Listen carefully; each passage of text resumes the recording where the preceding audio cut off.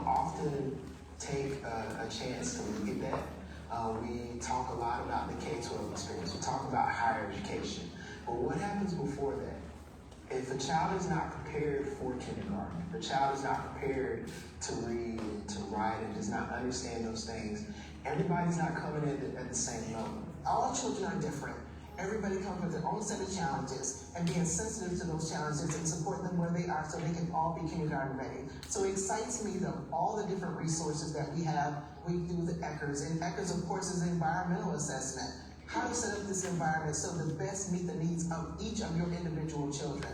Through the coach, through the curriculum, through the assessment tools we're using class. When I taught pre-K, I was introduced to the classroom and I didn't have any hands-on experience. If I had a success coach when I was teaching pre-K, it would have helped me be a better teacher. It would have helped me, especially with classroom management. The work that we're doing in supporting the educators in what they do is allowing them to show up to work as their best selves. Because if they're allowed to be their best selves, then we get our best children. Those types of things allow teachers just a better insight into each child and how to kind of tailor their learning, and having that in the private classroom I felt like was a really big difference this year than years I've seen in the past. So I would say one of the great benefits for us around the ARPA dollars is around the focus of continuing equity. So the district gets an equity coordinator who's phenomenal, who's looking at how do we ensure our approach to pre-K enrollment, to pre-K family support, to pre-K communication is equitable. Several communities have invested in making universal pre-K a norm. Doesn't make any sense that teachers will make money. It doesn't make any sense that that's a profession that people don't want to go in because it's not. It's just not feasible. And she left it, and she said, this is the job I love. I love being the teacher assistant, so be it. But she can't. How much we lose is not something we could really quantify because we don't know how much we're losing. But we can see how much we gain from this. I would want every kid to have the same desires, regardless where they're from, background.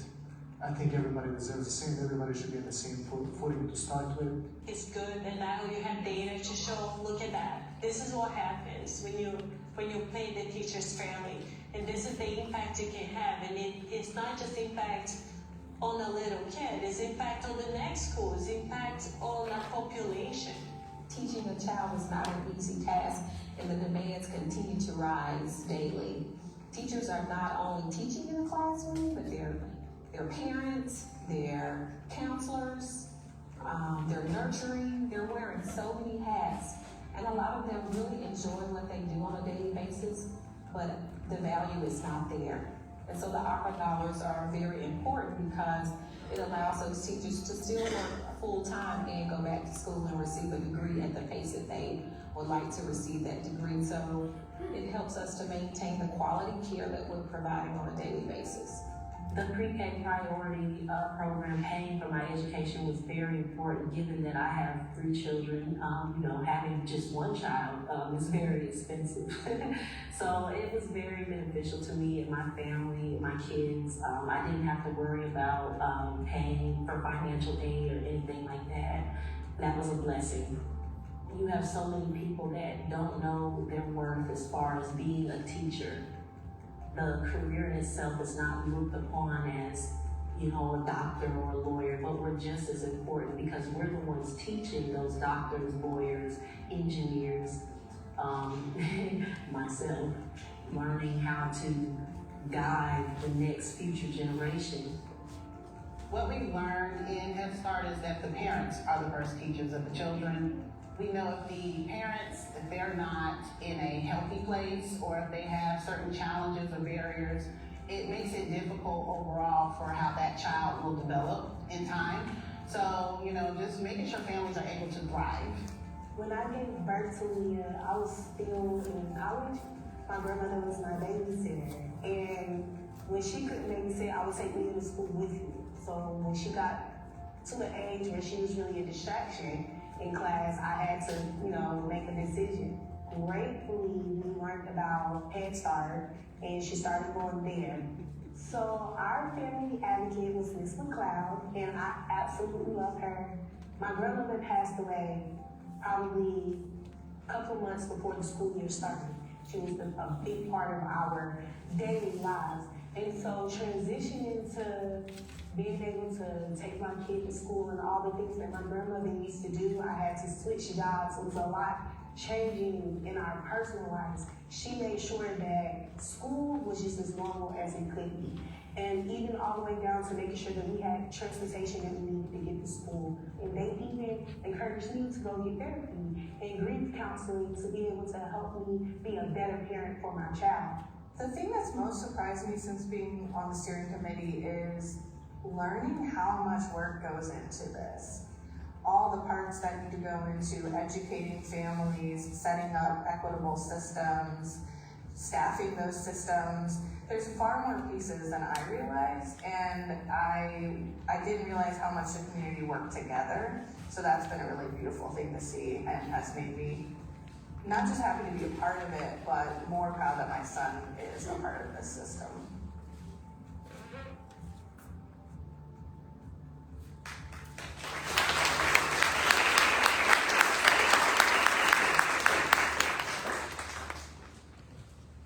Good afternoon. I'm Tracy Ross, the President and CEO of Family Services, and on behalf of our organization and our peers and partners in the Pre-K Priority, I'm delighted to welcome you here today. I especially want to thank our elected officials who are joining us today. Commissioner Dunn,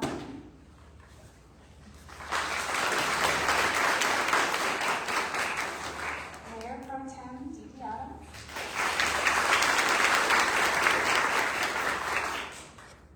and Councilwoman Scipio. I don't think I see her. Well, hopefully she'll join us in a little while. I'd also like to thank the Kate B. Reynolds Charitable Trust for their longstanding commitment to young children and families in Forsyth County. We'll hear from Chanel Thompson, Senior Program Officer for Local Impact, in just a few minutes. This is an exciting day for us because we're here to talk about something that is critical to the future of Winston-Salem and Forsyth County. And that something is high quality, accessible pre-K for every 4-year-old in our community. It's a pivotal time in our city and county. We have a decision to make about our future. What are we going to do to make sure that the young learners in our communities, those children who are 4 years old right now, can get the developmental and educational foundation they need to drive our economy, hold elective office, tend to the health of our families and the education of our citizens, and successfully play every other role that a community like ours needs to thrive.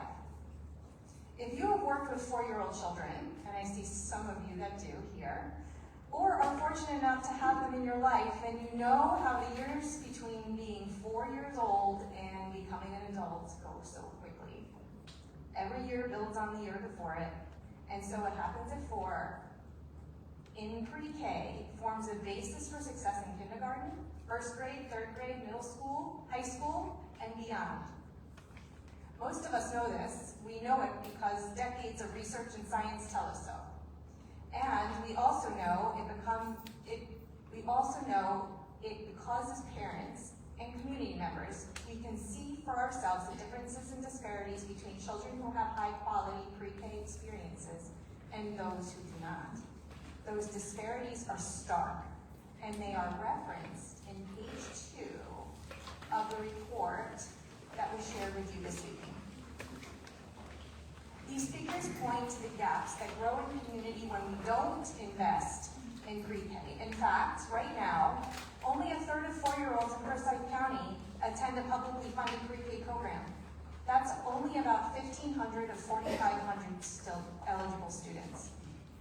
We can do better than this in our community, and we must do better than this for our children in our future. Fortunately, we have found a way to do better by making investments in pre-K our first priority.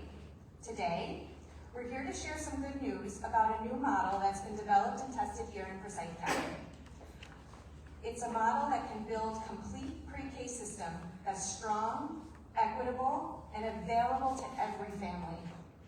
During COVID, it became crystal clear how making investments in families and children could help close gaps in opportunity, improve mental health as well as physical health, and stabilize a growing workforce. One of the most important investments during COVID was the federal funding that kept child care centers, including Pre-K Classrooms, open and operating. My colleagues and I at the Pre-K Priority saw this, and so did the Early Childhood Education Task Force that was formed in 2021. So did our city and county leaders, and because of this, they wisely directed federal funding to help create the Pre-K Model Cohort Classroom Initiative in 2023. The Pre-K Model Cohort Classroom Initiative is a collaborative approach to proving the benefits of investing in every aspect of the pre-K experience. Family Services has worked shoulder to shoulder with Smart Start of Forsyth County, who has served as our fiscal partner for this work, the Child Care Resource Center, the Hispanic League, Forsyth Futures, Prismatic Services, and Winston-Salem Forsyth County Schools to create a model that focuses on nurturing teaching professionals, creating ideal learning environments, and supporting families in equitable and accessible ways. With a $3.7 million investment from the county and an additional $350,000 from the city, we set a goal of supporting 30 classrooms with a high-quality pre-K model across the county. Some of these are private independent centers, some are classrooms within Winston-Salem and Forsyth County schools, and some are in Head Start centers. 10 of these 30 classrooms are also part of the North Carolina Pre-K program.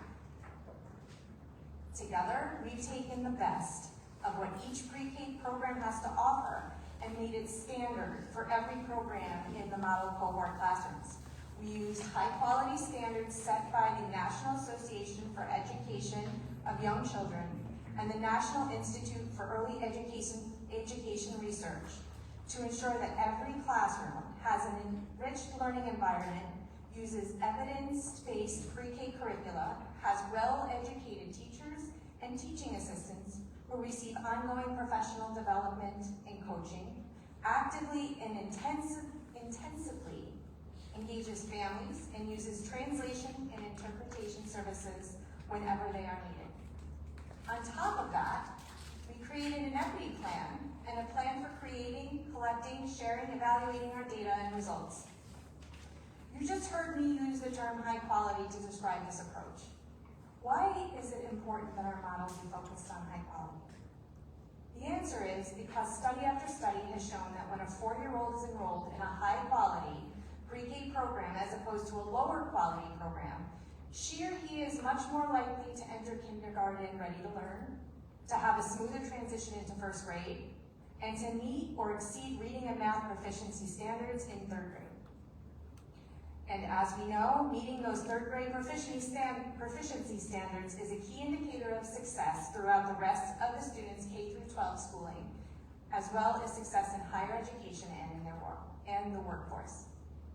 That's why we focus on high quality, and why some of the things you'll see in our model cohort classrooms may not look like the pre-K experience you had, or that your children or even grandchildren had, if you were fortunate enough to have an experience. That's because early childhood education is informed by ongoing research into a child's cognitive, physical, and social emotional development. This research has informed corresponding advancements in teaching science, and as a result, these are not your grandmother's pre-K classrooms. Our Pre-K Model Cohort Classroom Initiative is complex, but it's not complicated. There are many moving parts, but they are all moving in harmony. And after the first year of this 2-year pilot, we're already beginning to see some exciting and promising results. During this event, you'll hear from several of the Pre-K Priority partners and colleagues about the work we're doing together and the success we're seeing. And as you listen to them, I hope you'll agree that we can do better for the children of our future, that we have a promising pathway forward, and that we must make pre-K investments an ongoing priority here in Forsyth County. And now, I'd like to welcome my friend, colleague, and partner in the work of the Pre-K Priority, Carla Catalan-Day.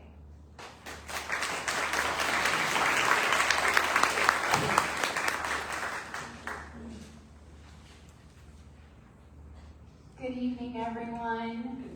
I couldn't help but wonder how many of y'all were in a pre-K program? Head Start, Smart Start. I'm always very proud to say that I myself was a Head Start baby. And look at me now, right? The work of the Pre-K Priority would not be possible without the support of the Kate B. Reynolds Charitable Trust. By 2026, the Trust will have invested over $4 million in the Pre-K Priority Initiative, and we couldn't be more delighted that Chanel Thompson agreed to join us for tonight's event. For the last 4 years, Chanel has filled the role of Senior Program Officer of Local Impact at the Trust, managing recommendations for nearly $6 million in grants, playing an integral role in equity conversations both internally and externally, and serving as a thought partner in early childhood initiatives and inclusive economy for our local community. She is the founder and owner of Brick by Brick Consulting and served for almost 15 years as the Director of Assets and Opportunities at Financial Pathways of the Piedmont before joining the Trust. Please welcome Chanel McClurkin Thompson to say a few words about the Trust's commitment to investing in social equity.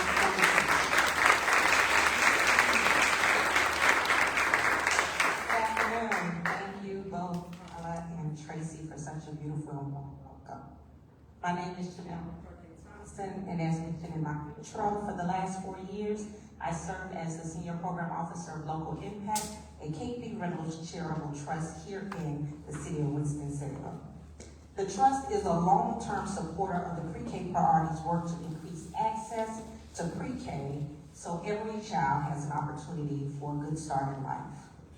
This is an essential focus of our Great Expectations 10-year special initiative, working to ensure that every child in Forsyth County enters kindergarten ready to learn and be set for success in life, regardless of the color of their skin, their family's income, or where they live.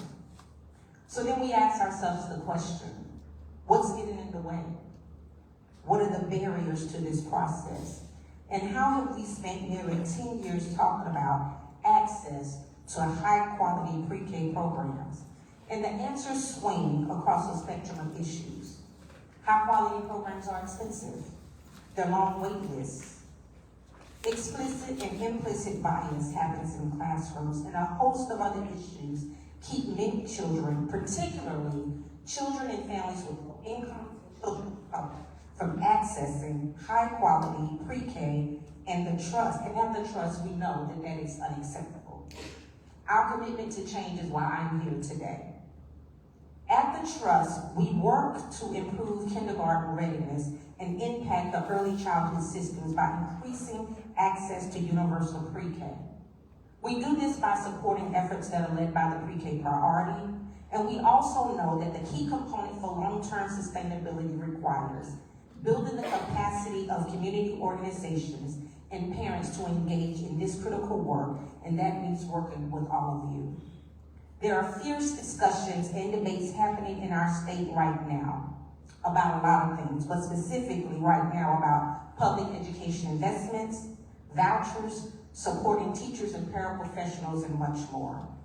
And within these conversations, we must keep top of mind intentional and strategic investments in our youngest children, and specifically correct the disparities and injustices that prevent Black and brown children from access to the same early education and support of their peers. This requires changing systems to ensure that this happens. And while I'm still fairly new to the Trust and philanthropy, I am not. I started my early education in Forsyth County. My husband and I raised 3 amazing children that are now wonderful adults here in Forsyth County. And not only do I care about this work on a professional level, I hope to one day have grandchildren who will reside in this community, and I know that the foundations being laid today will also shape their futures. What we learn and share today from this report matters. I know as a mother how important a solid foundation is for children. I understand that in order for my children to be able to have the best opportunities, is starting with the foundational structure in pre-K. I know the difference that early literacy made in ensuring that they had long-term academic achievement. And I also know that not every child gets this experience. And not every teacher is supported to provide quality instructions or paid well enough to do their jobs. Our children and their teachers are not the problem here. The problem is a system that denies access to quality education for many Black and brown children and underpays good teachers. This is a problematic system that we fundamentally need to change so that every child and every teacher receives the support that they need. The Pre-K Model Cohort Classroom initiative that you're about to hear about today is a shining example of how we do this. It is guided by community-led coalitions of activists, educators, teachers, and parents working to make high-quality pre-K affordable and accessible to every 4-year-old in Forsyth County. The Pre-K Model Cohort Classroom initiative reflects the values that are held dear by the trust. By listening and learning together, we create space to elevate those who are most often marginalized and ensure that their voices are centered in solutions. What this cohort has been doing in the first year is extraordinary. I'm excited about how they are increasing the use of sound educational strategies, increasing access to professional development, education and pay for teachers in different types of learning environments, and centering parents' experiences to shape outcomes. I'm also impressed by the exponential growth in the language and math abilities from children in this cohort. On top of this, the Pre-K priority is developing a plan for equitable access to education across systems. This is more than exciting. It is essential, it is justice, it is liberation. It is the beginning of the change we need to see, and it's the change that we can do together. Thank you all so much for allowing me to briefly share my thoughts. Now let's hear from the people who are really making a difference and leading the work. Thank you all.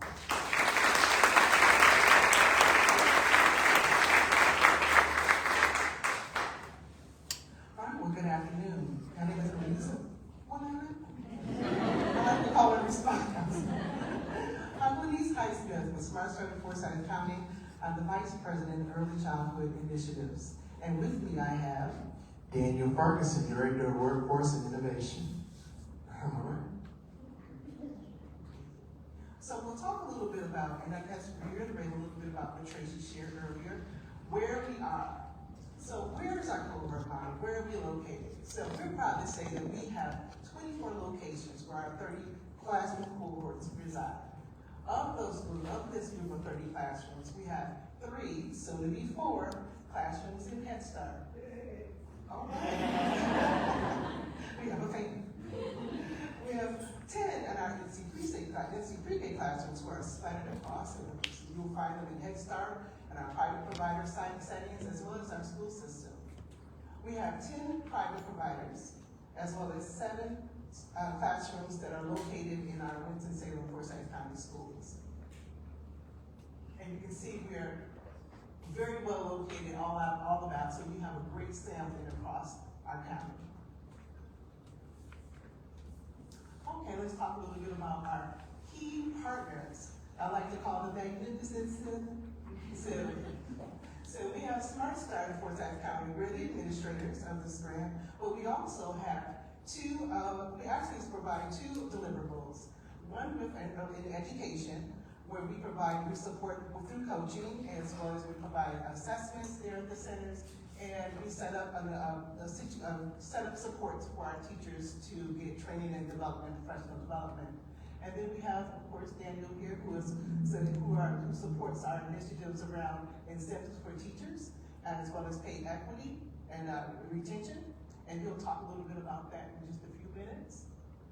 Our Child Care Resource Center, which is around professional development. So we work very closely with CCRC, who provides our professional development and support based upon our coaching as well as our assessment results.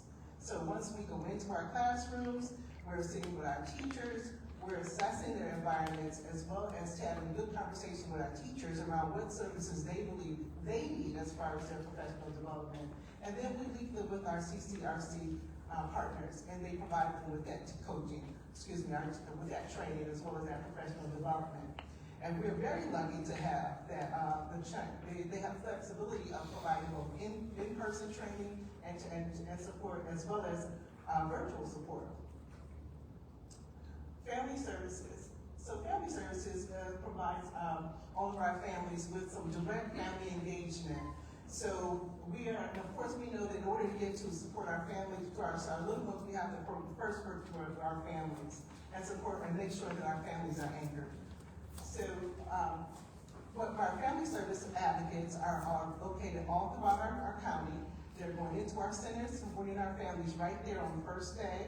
Then we're continuing that engagement, not only with our families, but also with our teachers and our teacher assistants. So we first set up an opportunity where we learn what the needs of the families are, and based upon those needs, we set up goals. And these goals, we work with them all throughout the school year to kind of achieve these goals, which can first be really minor goals, it could be very small, minor, but of course monumental to our families, or they could be long-term goals.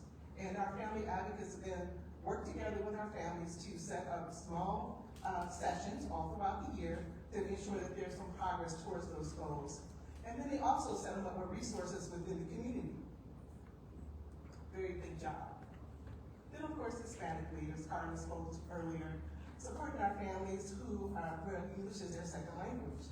So we have a number of children that are in our program where English is their second language. So of course we want to make sure that as we are assessing their individual needs, that we're able to communicate well, not only with the children, but also with the families. So one thing that we learned this year, as we learned about all the different things, is that our children there's not only a need for Spanish, but there's also a need for Polish. We had a need for Arabic. We had Mandarin. We learned a lot of things this year, and thankfully our Hispanic League was able to meet those needs. So Winston-Salem Forsyth County Schools, a plan for equity. So as we are looking at our landscape, we're looking to see where are the needs, where can we support our children and be more attentive, and then ensuring that there's equity across in every classroom. So our Winston-Salem Forsyth County Schools has a manager who provides that support all throughout our schools.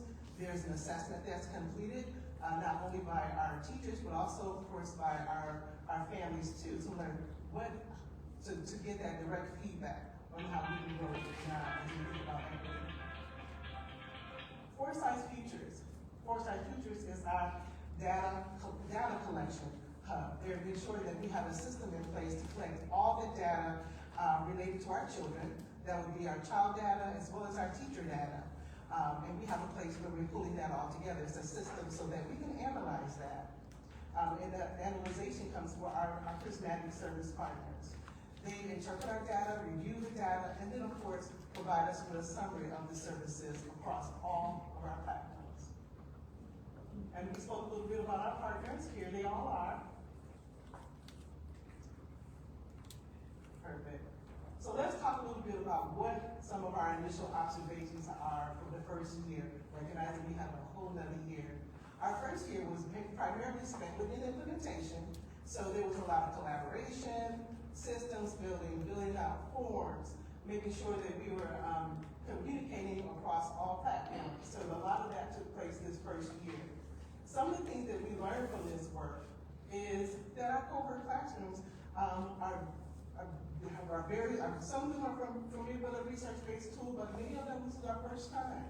So there was a lot of learning that our teachers and our coaches learned together as they were developing relationship and rapport, so that we could have more intentional teaching and proficient services across the board.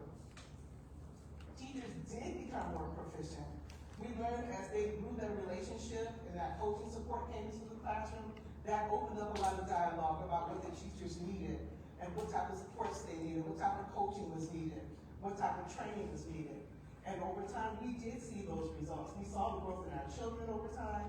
We also saw it individually as well as in groups. And we also saw that growth in our teaching staff. Whoopsie.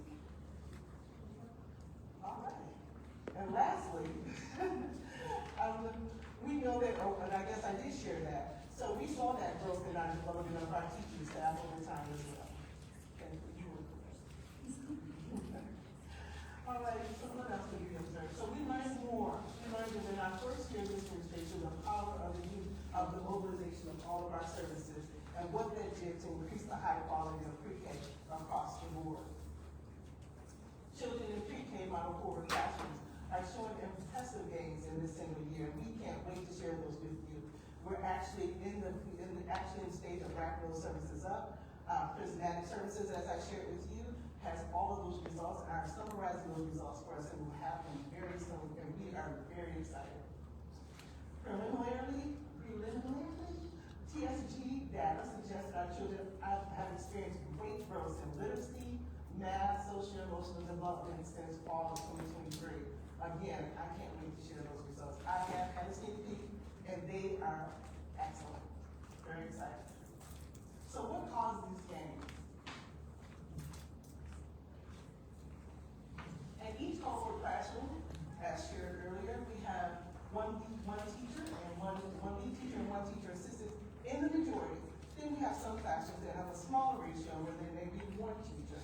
But either way, regardless of the size of that classroom, each receive an average of 3 hours of coaching and instructional coaching each week.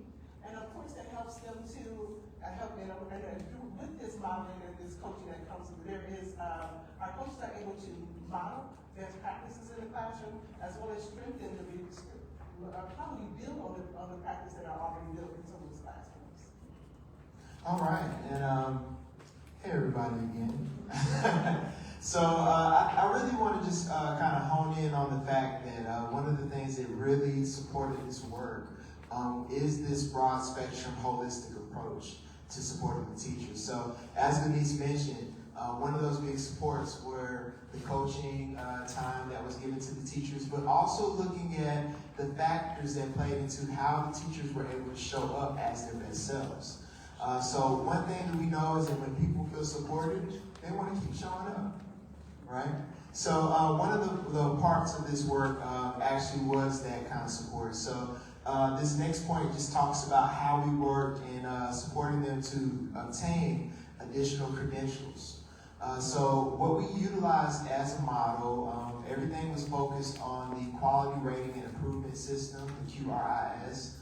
So we looked at teachers' credentials, saw where they were, and we said, hey, we want all of our teachers in this cohort to be 5-star teachers. How do we do that? And so utilizing that as a basis, we reached out to those teachers who were not quite at that 5-star, and a lot of times they just needed a few more classes, right? You know, some of our teachers have bachelor's degrees in other subjects.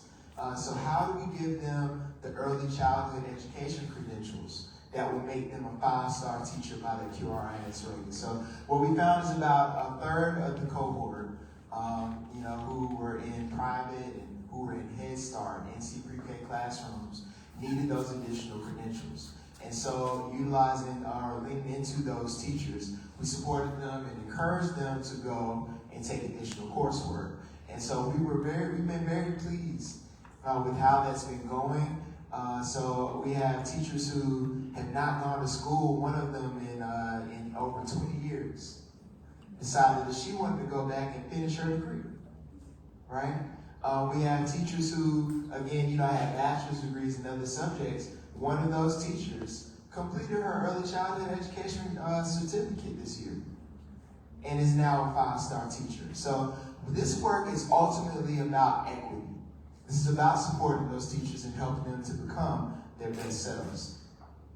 And other ways that we did that were with salary parity and retention bonuses.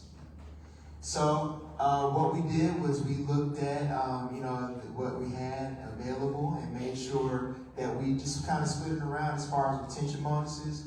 The grant asked that it went out in 2 disbursements throughout the year. So what we did was try to make it more impactful. So looking at that money, we were kind of saying, okay, well, you met this benchmark, let's give you a little bit of money, right? You met this next benchmark, we'll give you a little bit more.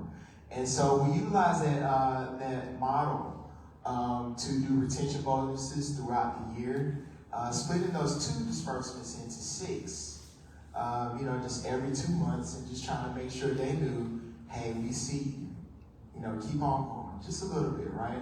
And really, what I really want to point out about that, I always try not to go too much in theory, but Maslow's hierarchy of needs. As an educator, you hear about it all the time. But ultimately, in short, what that says is that if people are not able to meet their basic needs, they're not able to produce in the way that we want them to do, right? We want them to show up and be these 5-star teachers, and then we say we're not going to pay them. We're not going to allow them to, put the food on the table for the children. So that's what these retention bonuses were mostly for. Again, with the salary parity piece, what we did was we took an analysis with the Winston-Salem Forsyth County salary schedule, and we just looked at those teachers who were not at parity and utilized that as a model to try to see how can we get them to parity. Now, unfortunately, we don't have $7 billion to get everybody exactly to parity, but we tried to do the best we could with what we had. We based that off of the Winston-Salem Forsyth County salary schedule based off of their years working at the center. We didn't have their full resume. I don't know how many years they've been working, but one thing that we did notice is that on average, those pre-K teachers in NC Pre-K, in the private centers, in Head Start, were making $11,000, over $11,000 less than their counterparts in the Winston-Salem Forsyth County school system. And if you've been following things, with Winston-Salem Forsyth County schools, they've been trying to get more money because of the pay disparity. So just think about how much worse it is outside of the public school system. But one thing we do know, again, is that when people feel valued, they continue to show up to work. They continue to show up to work. They show up day after day. And so one of the things we're really proud about is that over the course of the year, we were able to maintain 85% of the teachers that we began with, which is huge news, especially as we started looking at national studies and seeing that many people struggle to keep a little over 60%. So we are very, very excited about that. So another major piece, as I shared earlier, is engaging families. In order to get to our children, we must first start with our families. I'm very proud to say that Family Services served approximately 400 families with a family assessment. So they sat with these families, learned about what their needs are, where their dreams were, and how they could support them.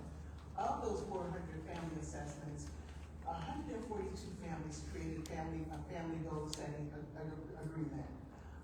And just to tell a little bit about that family goal agreement, that is a relationship that was developed between them and that family service worker, our family advocate.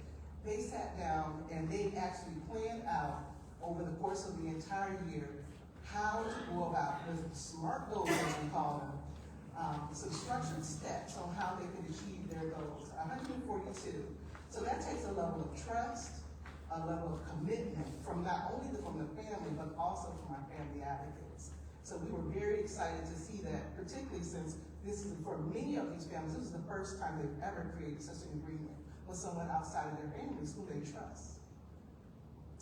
In addition, our family service workers also supported just kind of growing the approach of family engagement at our centers. So supporting them with collecting parent meeting schedules as well as meeting family engagement data was collected across our cohorts to kind of support some of the development of that system of approaching and hosting family engagement opportunities even at the center level.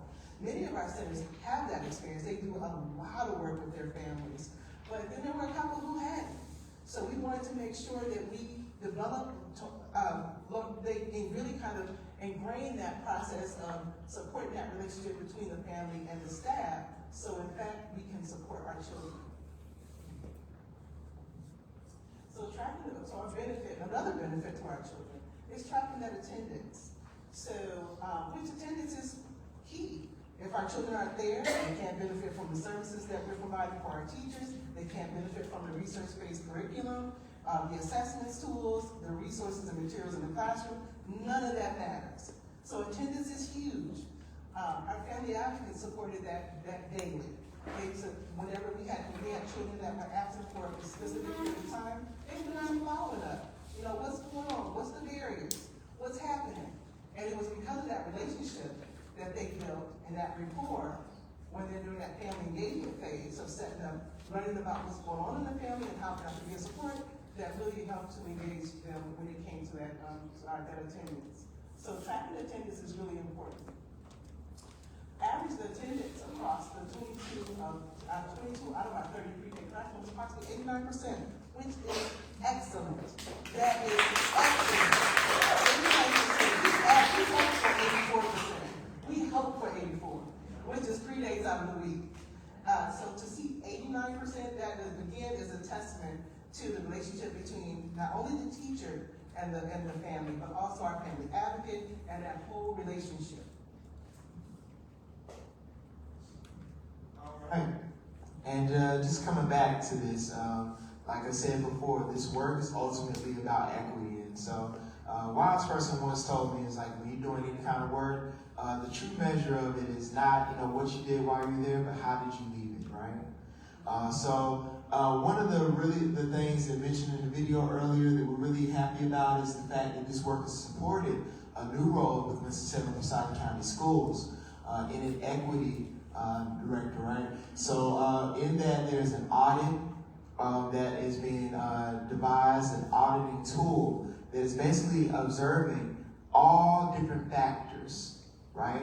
Looking at the students in the classroom, looking at the demographics, looking at the teachers, looking at accessibility methods.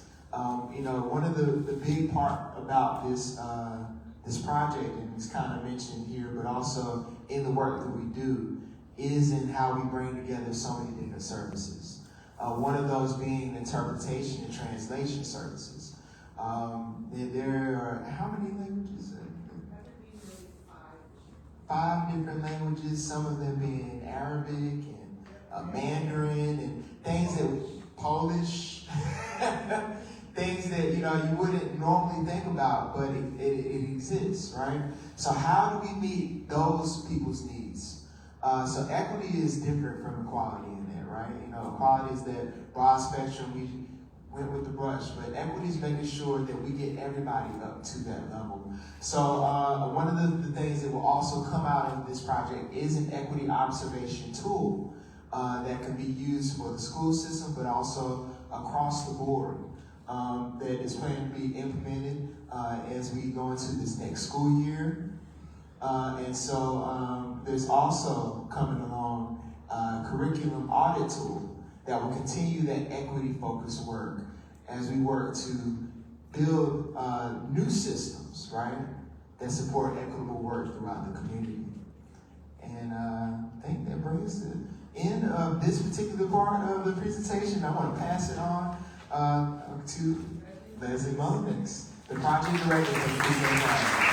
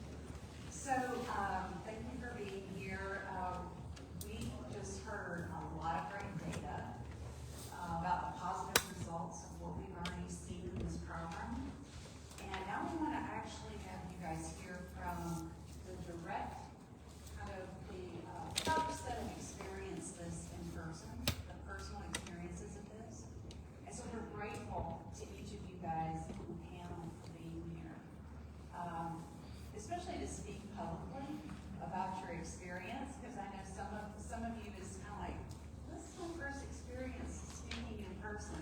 Like, you speak to kids all day, or you're telling people what to do all day, but when you get in front of a group like this, it's a little different.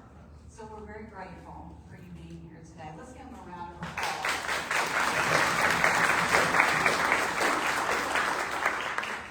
So we're first going to start off and let them introduce themselves. We talked about this. We wanted it to be somewhat informal. So you guys can, shout amen or give up, but at the same time, we would like to kind of move through this and then have time for question and answer after. So I'm going to ask each of our panelists to introduce themselves and say their name and kind of what their role is, why they are here, and then something that drew them to the work, like something that we call a pain point or a challenge. So they really wanted to be involved with this. So I'm going to start with Ms. G, and then we'll go through each of our panelists to kind of introduce themselves first. Good evening. My name is Marquita Goodman. I'm the director at First Baptist Child Development Center in Kernersville, North Carolina. I think one of the things that made me want to participate in this program is because we talk about quality a lot of times, but explaining quality and getting teachers to understand quality comes from professional development and them furthering their education. So for me, I thought it was a good point to have a big support team behind me, because we're only one to so many employees. So to have this program, they had tons of support to get to where they needed to be education-wise. My name is Lisa Myers. I work for Smart Center Business County. I am a PK Success Coach with the Pre-K Initiatives program. I would say the challenge during my career for the early childhood education would be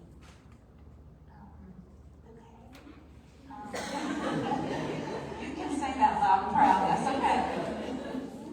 As a teacher wasn't the best, and limited opportunities for trainings and professional development, as well as limited opportunities for classroom support. Hello, my name is Paige Oliver. I'm a TA at TLC in Winston-Salem, North Carolina. I would say a pain point for me would be just having the proper tools and training programs of teaching children to have the proper social and emotional skills. Because I see that children today, it's almost like they don't know how to express their feelings or use their words. They're struggling with that. So just to have that support, it really helps them develop more, whether it be cognitively, social, emotionally, or even physically with their motor skills. I'm Lorena Vaughn. I'm a parent. I'm also a small business owner.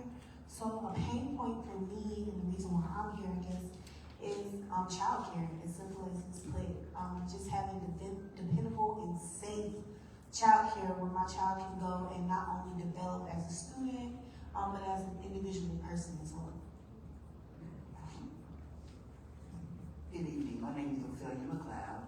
I am a family advocate for family services. The challenge for me has always been making sure parents understand the importance of getting our children ready for kindergarten. It is not a job, but it is a goal and it is a passion that we have, that we want to have our parents know and learn how to advocate for their children once they go into the school system.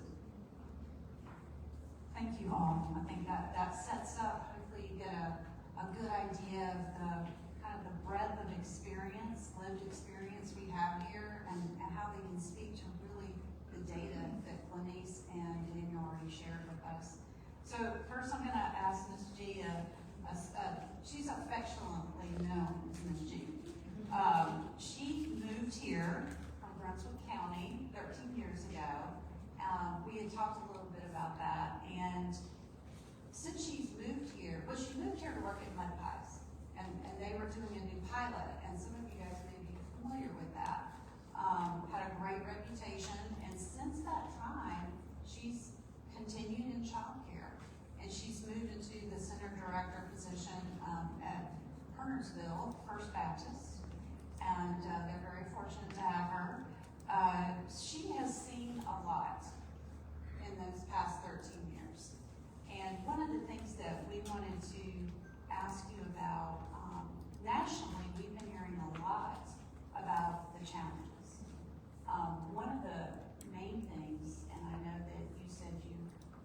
can talk like all day about it, but we don't have as much time. But some of those federal dollars that came through with all of the COVID monies that really helped a lot of the child care centers, Ms. G said that is going to be, of course, going away, or has gone away. And then there's also kind of the shrinking to some degree of public dollars coming from the state. And so we wanted to ask your opinion about how that's affected you personally and how you see it affecting other centers here locally. So for me personally, I guess it's all I'm saying, Arena. Like at my facility, we're a nonprofit facility. So we don't have competitive dollars to offer, let's say, staffing, salary-wise. So it affects the quality of teachers we may have to hire to be able to accommodate for the children's care. Also, with us being a nonprofit, our mission is to provide low-budget child care. But at the same time, trying to provide the highest quality of child care. So we no longer will have funding to offer child care services because we don't have a scholarship. Post-COVID, no one is giving and donating as much. So those funds coming from the state and federal definitely helped us a lot in being able to hire teachers that had education and being able to help supplement a lot of the tuition in our child care facility. And I think to the point also that came up about the retention for teachers, we know that's been a growing issue. And so to hear you say that, it just kind of echoes that that's going to continue to be a challenge now. Yes. One of the other things you mentioned was how it's a fine balance to be able to accommodate families and what they can pay for tuition, offer the highest care possible, but then also you or your center or a lot of private care centers out there, the business model that doesn't really support being able to offer great quality care and cover your center costs. Can you talk a little bit about that? It's like you don't want the business hat to intertwine with the quality of care hat, but it has to when you're at the head. Because if you're not watching those numbers to keep the flow going, we end up eventually lacking on behalf of the support for our staff because we can't afford professional development, or we're looking at maxing the classrooms out and all the time to be able to make salary. So it definitely, from the directors and business perspective, definitely becomes a true struggle. I think it's all about being able to explain the reason behind the why. But when you're trying to balance both of those sides and still be what you need to be for your staff and for your families, it does become hard. Well, and a lot of you, I feel like I've heard you identifying with that. I mean, how many private providers do we have in the room that can kind of attest to that? Can you raise your hands? Yeah, several of you. And let me ask you one last question before I move on. How did it make you feel to have those local funds from our county and our city administered through Smart Start and all these partners that help, provide that? How did that personally make you feel about being a part of this? So to be very transparent, it was a huge relief. I kind of almost neglected my NC Pre-K class last year because I knew I did not have to worry about them as much as I knew I had people checking in and out on them. So for me, it was huge, the support, and not being able to have to manage that class like I had to do my other ones. That was like one less thing off my checklist. So, it was good. It's going to be really interesting to see as everything waves off and dies down, how it will look. But I'm hoping that from the staff and the relationships they build with the agencies and things, it will continue to grow in its own little way outside. Yeah. So what I hear you saying is we need to keep this going. We definitely do. I've given a side eye to our commissioner over there. So, yeah. So thank you for sharing. I'm gonna move on to, actually to Paige. Paige, well, you made a career transition. You made a big career transition. If you guys were paying on the video, she mentioned about kids becoming engineers. She was prior to her childcare career, she is an engineer. You're still an engineer. Got your degree from NC and you decided after working in that field for a while, you want to start a family, and some things changed about your trajectory for careers, and you entered early childhood education. So we're glad for that, but at the same time, wanted to ask how, after working in a private pre-K center, how did that make you feel in terms of sharing how that transition impacted you and your family? And you have a son in pre-K. So, like, what did you see in that transition and starting in that new role? Yes, it's definitely been a blessing to me and my family. If you all know, my son, he's very shy. It has helped him open up and just talk overall to develop his speaking and language skills. They started North Point since they were 2 and 3. And I was like, why not? Why not just work with my children? It came natural to me. And so once I joined, it's been a wonderful journey just to see and watch my kids grow up. And it's definitely different than working in the office, building and designing heat boilers and heat pumps. Ooh, that's boring. But anyway,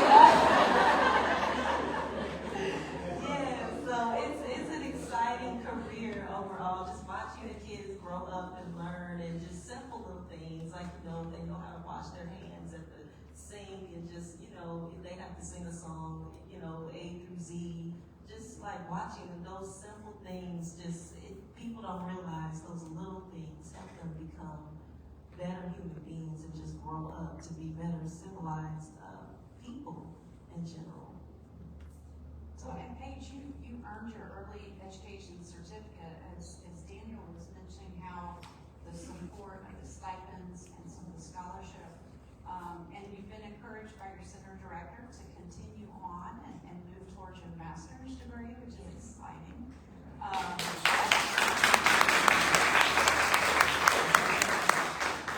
Can you tell us a little bit about how you felt about that stipend scholarship support? And kind of how that influenced your decision to think about moving forward with credentials? Yes, it definitely helped me move on to get my certification because I didn't have to worry about paying out of pocket. It was definitely the support that me and my children need. As you all know, I have 3 children. It is expensive just having 1 child. So I definitely felt supported, and it just kind of motivated me to go ahead and get that done. It took me about a year, but it's worth it. Well worth it. Well, and I think also having the support, like with the workforce group, that those kind of like a guiding hand to help you move through it. Sounds like that was a big piece of it too. Yes, it was. Thank you for sharing. Thank you. Jaleesa, I'm going to move to you. As a success coach, I think sometimes when we hear the word coach, people think, especially in education, they're thinking, well, you must have done something wrong, you need correction, you need a coach.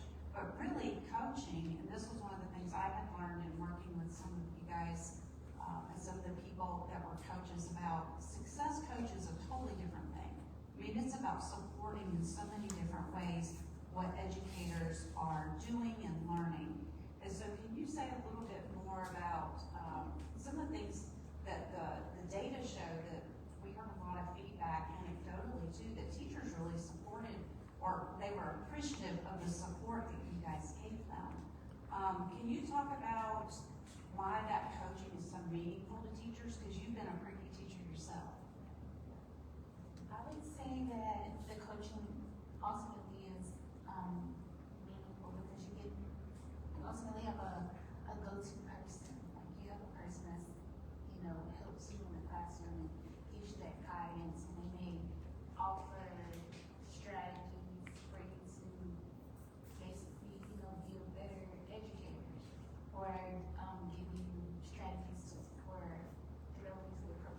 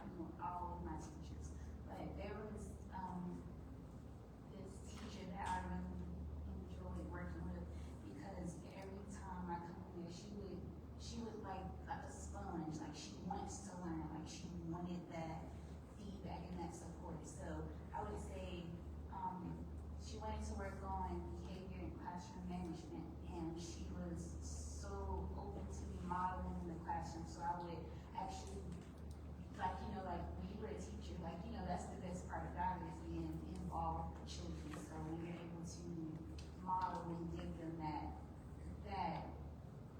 in person, you know, help, and they can use it in the classroom themselves. I think that's where it really, you know, that's where it, you know, is the most helpful. And I think one of the things you had shared with me was like you really wish when you were a pre-K teacher that you had had that success coach option, right? Yes, I really wish I did have a coach. The coach that I had was more of a, you know how you have someone that's in the classroom, they come in and do like a peer, that PPP situation, but I didn't have like that guidance. I didn't have someone to come in and say like, hey, in a pre-K classroom, this is what it's like, or this is what it should look like, or these are the developmentally appropriate practices, or these are the strategies that you want to use to get the kids involved in, or behavior management should look like this, or I didn't have that. So I was really excited to work with like teachers and to provide professional development and all that. Like, I love my job. Well, that is apparent, and we're glad that you're doing it. Well, and I think because when people see that you love your job, that again is like what you're taking care of people, and people want to continue to come back to work. So thank you for the good support you've done. We're going to move over to our parent and someone who also owns her own business, Liberty. And we want to hear a little, well, we actually heard a little bit in the intro video about your experience and this year, how your daughter, you felt, had benefited and grown from being in the classroom. But also, it not only impacted your daughter, but how you felt. That was quite apparent too. And we know you work with Ms. McLeod, who's sitting beside you. And it sounded like you felt much more connected to the classroom and what your daughter was experiencing. So I wanted to ask if you could share some of the ways you felt like that support, how you received it and why it was important to you, like what kind of support you felt were most helpful. Okay, so Leah and I, it's just us in the home. So being a single parent and like I said in the video, my grandmother passed away, so she was my parent. So she was like my go-to person, the person that I could ask a question, Leah's doing this, how do I, you know, and to lose that, but to still have it in the school setting was great because they're all professionals, you know, like they all know the different type of personality characteristics where this is my only child, this is my only experience. And in the home, like she just experienced a great loss, you know, and how can I be supportive to my child when I'm not even in the right headspace or mentally where I need to be. So where Ms. McLeod stepped in and her teachers from the previous year, they're like, hey, something's not right. So what can we do to help you? And they encouraged me, like I said in the video, to get grief counseling. And they encouraged me like, hey, you know, when Leah's doing this, maybe this is how you should handle it. Or maybe you should speak to her in this manner. Or maybe you should remind her that she is able to do certain things and you do know how to express yourself. And you know, so just getting the support inside the classroom. And also I wanted to mention, like during Christmas time, it was very hard for us because, you know, financially as well as emotionally, like it's the holidays and a big part of our family is missing. And the center, they really stepped up as far as Christmas gifts, as far as like just words of encouragement. Like, and I don't know if people really understand that sometimes a hug and a how are you doing can really go a long way versus me just dropping my child off and going back into the world. Just, you know, like just someone that notices you, that knows you personally enough to say, hey, you're not right today, let me give you a hug, let me give you words of encouragement. And to know that my child was around people who genuinely cared about her as an individual and not just, she's just going somewhere, they watch her 6 hours out the day and I go back and pick her up. She really had genuine support from her teachers, family advocate, administrators, staff, even her peers. Like, we really got love and support. And that's untouchable.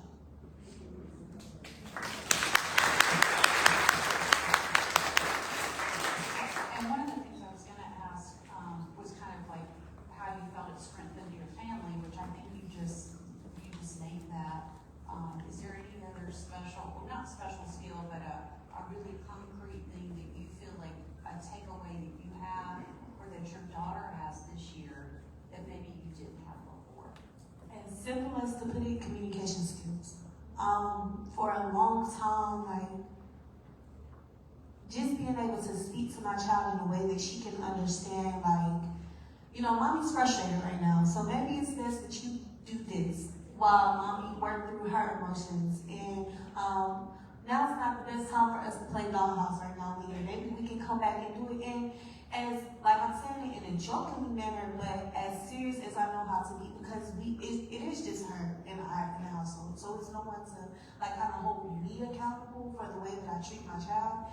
And just being able to communicate with her of how I'm feeling, because so oftentimes as children, their child, they don't understand, or if they don't understand, oh well, but no, she's a person. She has her own identity, she has her own personality, and anybody who knows my child knows that she's bold. She's a very bold person. So it's kind of, I'm like, I don't even know how to respond to that, but just having communication skills and just watching, because the classroom was very open, like they were very open to me coming in, just sitting in, whether it be an activity that they were having or just a regular Tuesday, just seeing how her teachers interacted with her, how the administrators interacted with her. It's like, okay, like, you know, yes, she's a child, but she's a person. And her communication skills as well, just being able to communicate with me how she's feeling, or if she wants something, how can I get what it is that I want without whining, or without crying, or without going to tantrum, and also how do I deal with my child when she is going to tantrum? Because it's simple as she wants something, she just doesn't know how to express it. So we both gained those communication skills where we could interact and communicate with one another, and we both feel heard.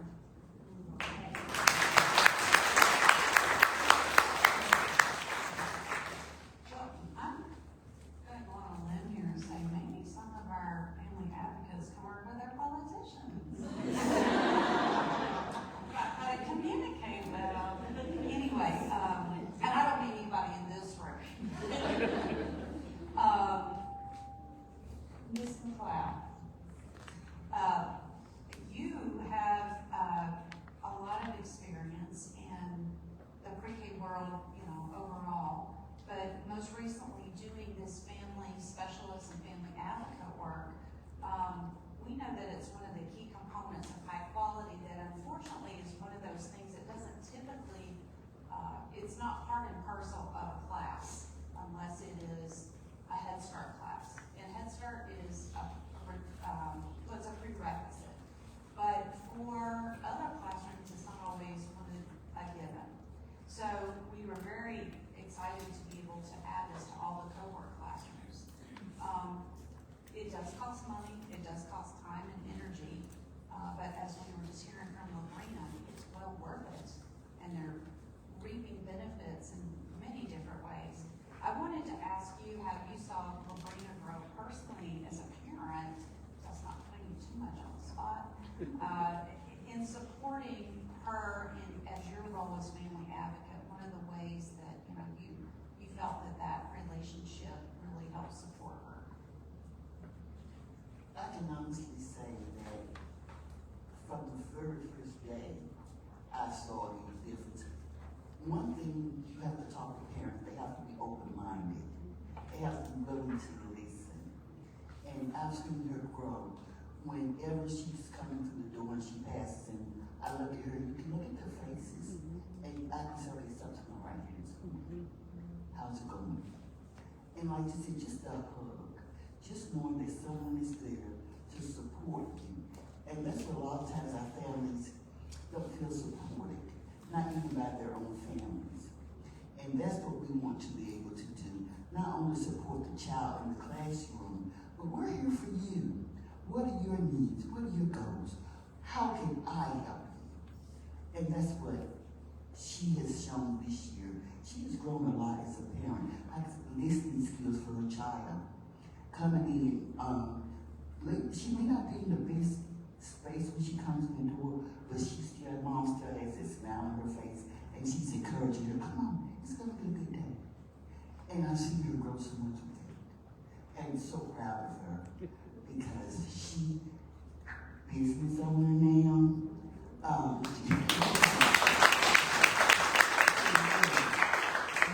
working with setting goals, not only for yourself, but for you do, we're here to support. How can I help you get there? So she's learning a lot. That's awesome. It's good to hear. Such a great to see that too, that connection. Ms. McLeod, some of your other folks that you work with, what has been one of the hardest things that parents have found as a barrier to feeling like that they can be in pre-K or get their kids enrolled, or even when they're there during the year? What are the things that you have to help with the most as resources that are just barriers and challenges for families? Some of the areas that we've seen, transportation, making sure parents have bus passes. For those parents that are fortunate to have vehicles, we're there to find resources for getting them gas cards, getting parents Walmart gift cards who find that they don't feel like their children are dressing the way they would like for them to dress. We help them with resources, we get the food line gift cards. We're there every step of the way. For some parents, the challenge is just getting the rent paid, just getting that light bill paid. We get out and we help them find resources. But not only do we help them, we want them to help themselves as far as those resources as well. So it sounds like, and from what you had shared and some of the work I've seen you guys do, you really are like a network showing parents or sharing with parents some avenues that they can use later as well, like as they move into elementary age years, right? And that's the thing, when parents leave our program, we want parents to be independent. We want parents to be able to stand up, not only be a parent, but advocate for your child. Just don't take what people or teachers, anyone else is saying about your child. You will know your child because your child came through our program, you saw the assessments, you saw the strategies, and you know what your child is able to do. That's great. Well, I can't tell you enough. Thank you for sharing with everyone today. I think each one of you have added that experiential, like what you've experienced, the lived experience is so much more, I think, it's something we take with us. We hear somebody's story, we can understand it in different ways. So thank you so much for sharing that with us today. We appreciate it.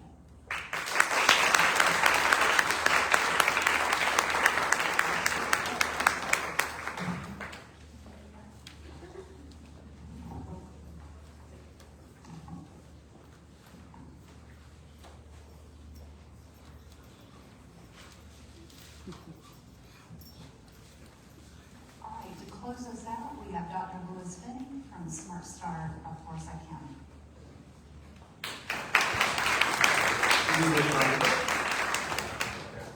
So to leave you all just with 3 things before we close. Everybody wants to eat dinner.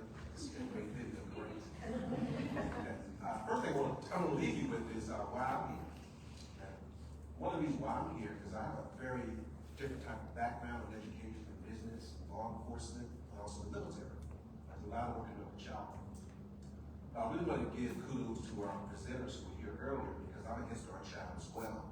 And you'll have no big difference in how you make in relates to preschool education. I can make by the heart of the league, but I have a very strong speech and language developmental level. So I stutter from 2 until I age 5.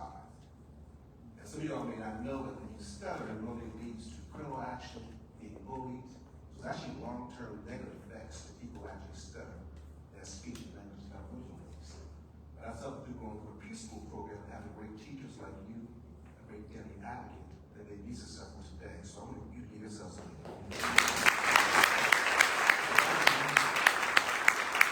And the second I want to talk to you about is why we're here. Okay, when we started this project, I started about 5 years ago when I first came here during COVID. I wanted to make sure that first that we were transformational. What I mean by that, in our particular community, I happen to have different lenses statewide and nationwide as well.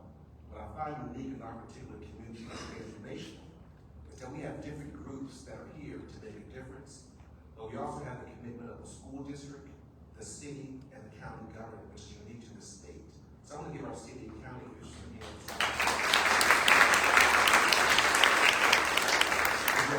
Sometimes we miss for what they actually do, but this is not their true mission, but they decided to invest in our organization. So I want to give them a great hand for the transformational work that we did. The second point is to make sure this is data driven. We wanted to make sure this process was really driven by the decisions that we made from data. So I'm glad to know we have a strong data management group, but also a strong evaluation group to make sure that what we say to you is real.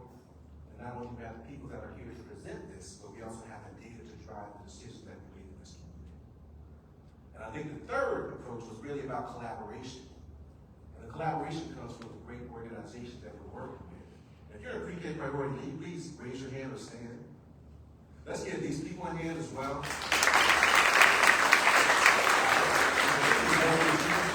If you can stand real quick, y'all know what you do.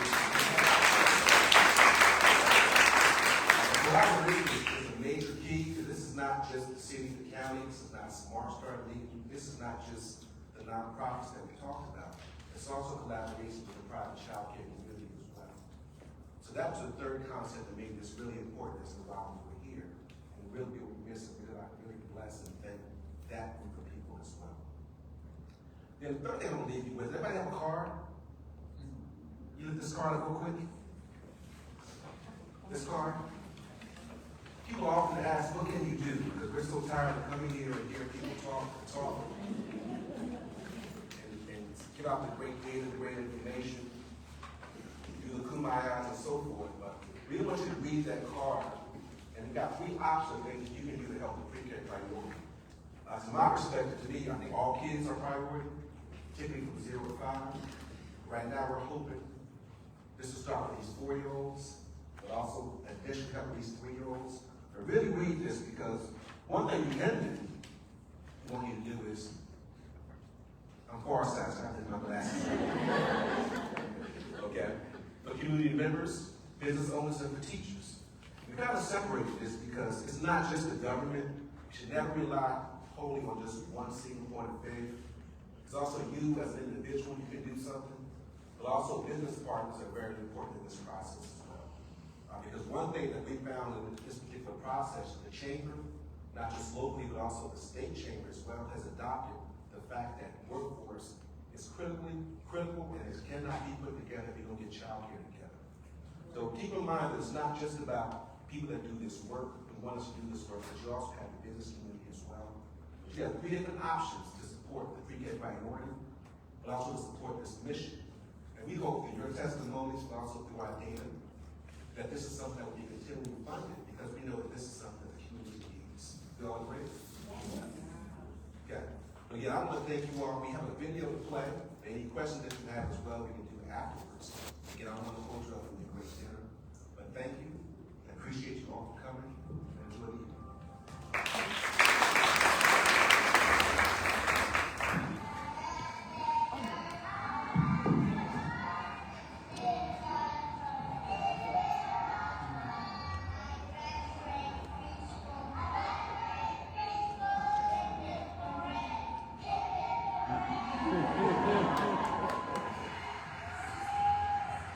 I got to witness some of my kids really blossom like a flower. The way that they started out the year versus now, I can see like a total difference. She asks me almost every day, Daddy, what's 1 plus 1? What's 2 plus 2? And I find herself giving herself homework from time to time, even though she doesn't have homework. She kept asking me, what is 2 plus 2? 4. What is 6 plus 6? And I'm like, can you tell me that? So he went and started to count his fingers. So I was like, wow, you're learning all that. Doing what you guys are doing right now is going to prepare them with the right tools